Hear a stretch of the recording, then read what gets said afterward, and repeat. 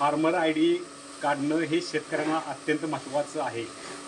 आता farmer I D म्हणजे काय, तर जसा तुमचं आधार कार्ड जसं महत्त्वाचं आहे तसंच फार्मर आय डी पण महत्त्वाचं आहे. आता फार्मर आय डी सरकार का काढते, तर तुमची समजा आज उन्हाळ्यात 2 एकर जमीन आहे आणि ऊनमध्ये 1 एकर आहे, तर ह्या जमिनीचं एकत्रीकरण म्हणजे एकाच क्लिकवर त्या 12 अंकी फार्मर आय डीवर तुमची एका ठिकाणी तुम्हाला जमीन दिसणार आहे. दुसरी गोष्ट, त्याचा फायदे काय म्हणतात बघा.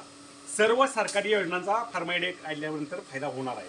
मग PM किसान योजना असू दे, नंतर पीक विमा असू दे, किंवा एखादं बागायत क्षेत्र असू दे, तो कोणत्या प्रकारची शेती करतोय हे सरकारला डिजिटलवर दिसणार आहे. मग तो बागायत क्षेत्र करतोय, जिरा शेती करतोय का फळबाग शेती करतोय, हे सगळं सरकारला दिसणार आहे.